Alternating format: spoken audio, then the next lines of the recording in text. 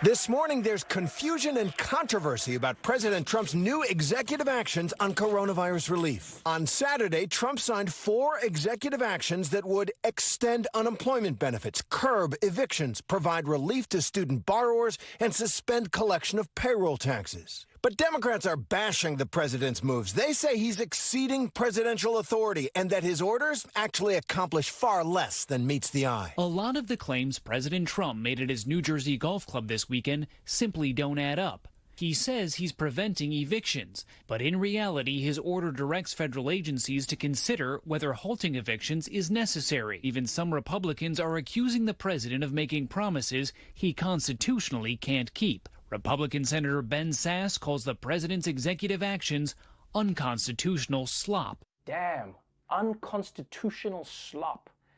I thought that's what they called the in-flight meals on Spirit Airlines. Spirit Airlines. The real joke is, we don't serve meals. But you gotta give it to Trump, man. He knows that Congress is so gridlocked that they can make even him look good. Because you see, it doesn't matter if his executive orders are illegal or toothless or completely unworkable. He understands that even the appearance of doing something is better than the appearance of going on recess in the middle of a recession, which is what Congress is doing. Although Congress will tell you that they aren't on recess. Yeah, apparently they're just at home, but they'll come back if there's a deal, which they won't be because they're not working. But they're not on recess, so don't call it recess.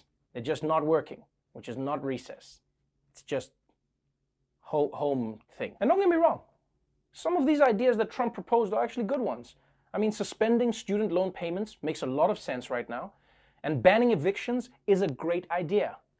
Even though I'm pretty sure that Trump only wants that because he thinks it means that he can't get kicked out of the White House. But as for these other ideas, Trump has just created a mess, right? He wants to extend unemployment insurance, but even if he can convince a court that he's allowed to do that without Congress, it only works if states agree to foot part of the bill. And by freezing the payroll tax, he's either going to hit people with a huge bill when it's unfrozen, or he might have to cut Social Security because it gets its money from the payroll tax. So in many ways, Trump's executive orders are like those coupons that you get, you know, where it says the good news in big letters, free value meal. But then on the bottom in small print, it says offer only valid in Alaska between 2 and 4 in the morning. And if Jerry's working, then you have to share your fries with him. So once again, President Trump has tried to solve a problem and ended up creating a bigger mess. But if you're wondering whether he thinks he's doing a good job, well, here's one indication. President Trump may be pushing to have his face added to Mount Rushmore. The president has been public about his admiration of the monument. He spoke there during the July 4th weekend. Now the New York Times says the White House reached out to South Dakota's governor last year asking about the process of adding presidents. The governor is quoted as saying the president has expressed sincere interest in the idea. That's right.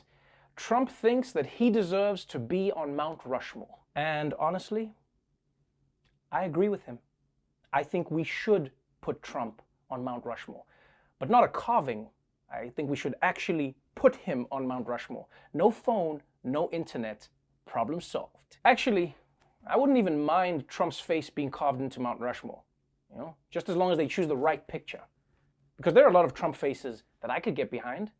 You know, like, how about trying to catch a baseball Trump? Or hair blowing in the wind Trump? And who says it has to be a face? You know, let's just throw Trump's tennis ass up there, huh? The point is, this could be the monument that finally brings all of America together. Because liberals will look up at Mount Rushmore and be like, look at that ass. And conservatives will look up and be like, ooh, look at that ass.